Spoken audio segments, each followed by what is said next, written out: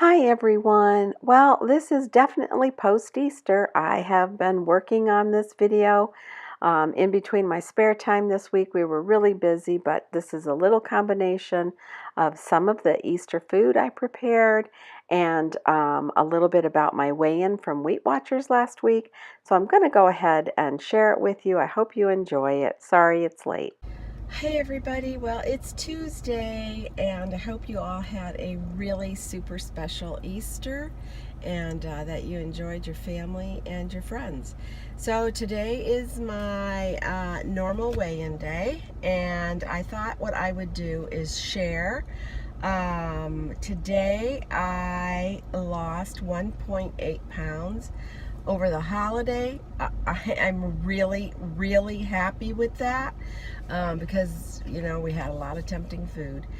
So my total is I'm down 18.4 pounds and I'm really thrilled about that.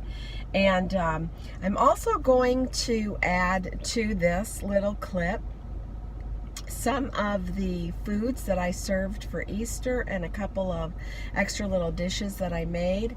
I like to try something new for each holiday, and I think what got me through is I enjoyed my meals, I made good choices, and I tried a scoop of everything I made, and that really seemed to satisfy me. Plus I had a 1.8 ounce weight loss, so I'm not complaining. So stay tuned and I'll share some of the meals that I prepared for Easter and just a couple that we had during the week. So starting off with coffee, and it's actually my second cup, and going through my recipe books because I am making this, which is Southern Food Sweet Potato Casserole. It's a favorite of ours. And got the sweet potatoes already washed and ready to go. Wrapping them up, I bake them in the oven, then peel them, and then I will mash them all down.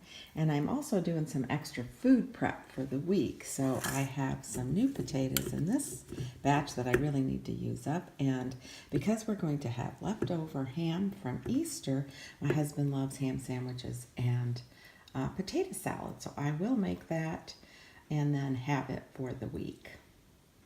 Two new recipes this year. One is a pineapple bread dressing to go with the ham, and the second was supposed to be Brussels sprout with Gorgonzola cheese, but I substituted the Brussels sprouts with green beans, and here I've started prepping for my potato salad. Okay, guys, next, fresh green beans. Blanching them right now in a little bit of chicken broth because I had it left over and a little water. I'm just going to give them a nice quick branch, and I'm doing actually a new recipe for this. It called for Brussels sprouts, and do you think I could find one little Brussels sprout yesterday in the grocery store? No. So we're doing green beans, Gorgonzola cheese, pecans with a balsamic dressing over it. I think it'll be just as yummy. And some, I'm not sure if I'm going to do almonds or the pecans.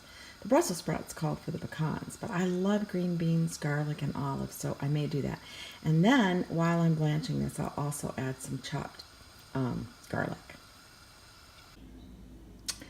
So here we have a sweet potato casserole with kind of a brown sugar pecan topping, and here we have green bean casserole, gorgonzola cheese, cranberries with balsamic vinegar and a maple syrup mixed all in, and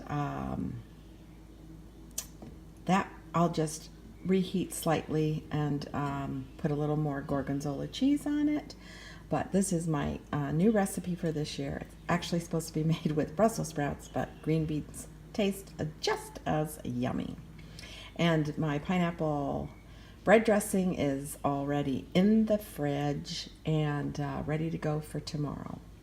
And here I have in my crock pot frozen chicken breasts, and about, I would say, I probably used about a third of the jar of this Galli olive Italian hot bruschetta mix. Just dumped it in there. And then I have cut up carrots and peppers that were left over, and I want to use them up. And what I do, and I put in a little bit of chicken broth. And what I do is cook it on the crock pot. And then at the end, I shred it all up, and then I serve it over like toasted garlic ciabatta bread with a slice of any type of cheese that you like. And that's what's for dinner tonight, because I'm going to have some folks over, and this is simple and easy. So into the crock pot it goes. I know this doesn't look very good, but let me tell you, this was delicious. These were those extra large, sweet red peppers filled with chicken, bruschetta, ground meat, corn, and low-fat cheese with fire-roasted tomatoes over them, baked in the oven for about 45 minutes, and they were delicious. And here I'm sharing an Easter hat with my granddaughter. Of course, she wore it best. But then again, once we got home and did a little bunny shopping for our baskets, we shared some bunny ears. I hope you enjoyed this video, and I am sorry that it is out so late, but it was just one of those weeks. Thanks for watching.